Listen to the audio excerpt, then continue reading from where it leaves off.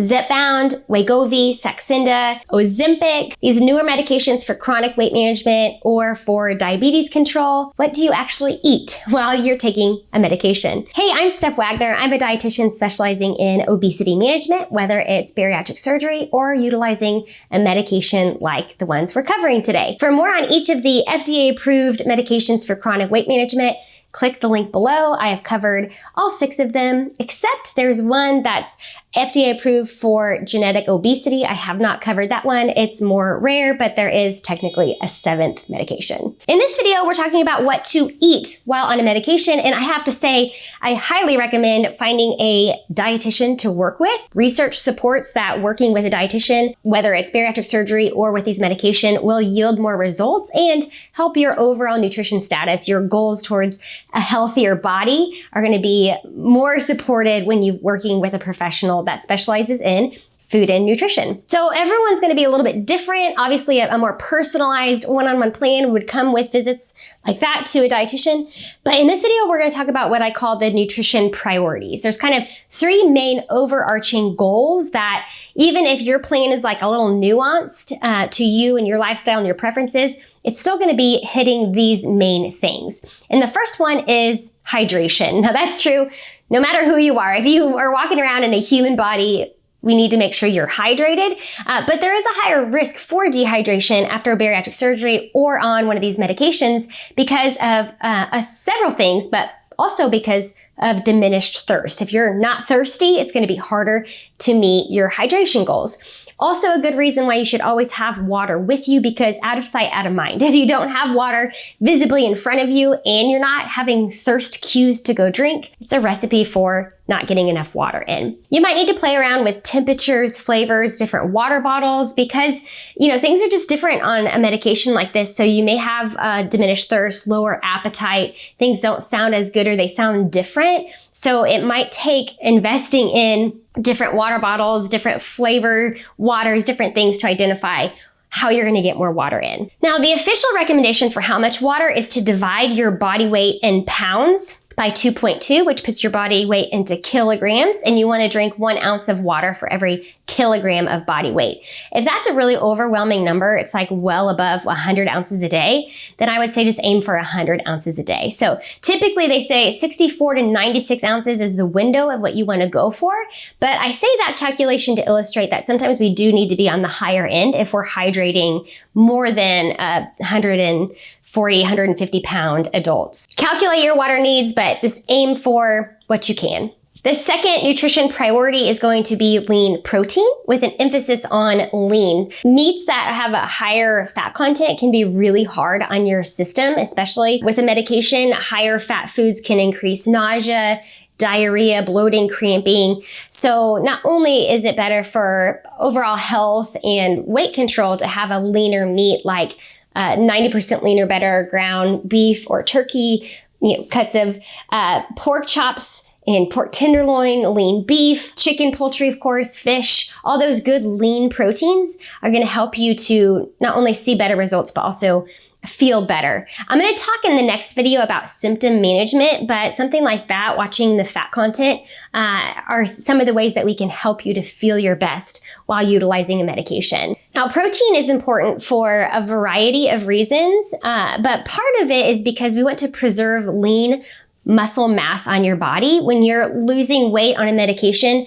you are losing fat, but also some muscle and some bone. And we want to preserve muscle and bone the best that we can. We do that by incorporating strength training and also by focusing on a protein first diet. It also helps to control your appetite and help you just feel your best and get those good healthy amino acids that your body is in need of. So water and protein are those priorities that we'll start with, and then we'll kind of trickle it down from there. That doesn't mean you need to be drinking protein shakes all day long. In fact, that may not help with symptom management like nausea, because you have slower gastric emptying with a medication like this, so things sit in your stomach for longer. So it's not recommended to graze on foods through the day or drink protein shakes all day, because it's a really slow transit through your stomach. Instead, we'd like to see 3 set meal times a day where you're focusing on protein at each meal. You can't get all your protein in at one time either. Your body will absorb about 30 grams of protein at once, so we have to space your protein out at those 3 meals instead of not having much protein at those meals and getting it all in at once. Another reason why skipping meals is not ideal, because it can be hard on your metabolism, but also you can't get all your protein in if you're doing it in one sitting versus at 3 meals through the day. Now, that often brings up a common question: do I eat if I'm not hungry?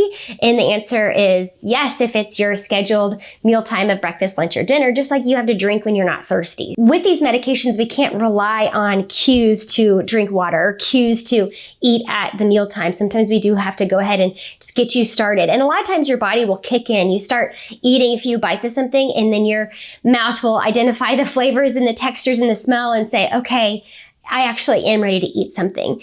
But again, kind of like having water in front of you is the cue to remind you to drink. That's also why meal planning is so important, because if you haven't planned for lunch, you don't have anything around, it's lunchtime, you're not hungry, it's a recipe for not eating lunch. So it does take more effort to plan out the foods you're going to have on hand when you're going to eat it, because you can't really rely on hunger to drive you to go eat your meal. A quick word on that before I talk about our third nutrition priority. The point of the medicine is not to never be hungry. It certainly is a appetite suppressing medication, which can be really helpful. A lot of patients say it quiets the food noise. It makes it easier to stick to lifestyle changes with the help of a GLP-1 agonist or some of the other FDA approved medications. But the point is not to never be hungry. We're not trying to diminish and eradicate hunger, because your body needs good fuel and it needs it consistently. So if somebody says, I'm never hungry, I don't eat, but I'm losing weight, it must be working. Wrong. Incorrect. That's not what we're going for. If you are never hungry and you're not able to meet your nutrition priorities, it may be time to revisit if the dose is too high and you need to bring it down a little bit. It's meant to support you, not overly restrict how much you can eat. If you are never hungry and you're not able to meet your nutrition priorities, you may need to revisit the dose and bring it down a little bit, because it's not supposed to make you never hungry and never eating. The third nutrition priority is fiber. There's a few ways to get that in. A lot of times we try to do it with vegetables. If you pair vegetables with your lean protein source, you can get that good protein. You can get fiber, you can get crunch, flavor, variety. So those are great ways to hit that fiber goal. But also things like fruits you can do, pairing it with a protein so that the sugar in the fruit doesn't make you more nauseated or uncomfortable. And maybe sometimes some whole grains or complex carbs, but that's different for everyone. So again, working with a dietitian can help you to identify how those might work. Carbohydrates in the diet with a GLP-1 agonist can increase nausea. So again, it's another reason why it's a little bit different for everyone. Now, I mentioned I'm going to cover how to manage symptoms in the next video, so I will cover more on that, because nausea does happen in about 44% of patients that are using these medications. And sometimes we can improve it, and other times patients discontinue taking it or try a different one because the nausea is not improving. So more on that to come. Everyone's plan will be a little bit different, but these nutrition priorities kind of give us the structure, and then from there it's flexible. I like to call it structured flexibility. You kind of know the parameters, you know kind of the boundaries, and then how you actually finesse it is going to be a little bit unique for everyone. And that's exciting. That way you can make it work for you and not just feel like you have to follow this black and white structured plan forever when that's just not your style. If you're ready to learn more about foods, calories, macros, get access to hundreds of recipes to support you, check out the link in my bio. I'd like to tell you more about my newest course, Food Fundamentals. It's inside my Premier Access membership on Bariatric Food Coach. So that means it unlocks all of my courses, recipes, menus, our really fun, positive community. We're not talking Facebook. This is our own little safe community that's monitored, and we have really fun monthly activities. Anyway, all of that's linked below. Also, hop on my email list. Every week I'm sending recipes, menus, products, lots of different goodies in those Wednesday emails, so be sure and do that. Thanks for watching, and I'll be back to talk about symptoms.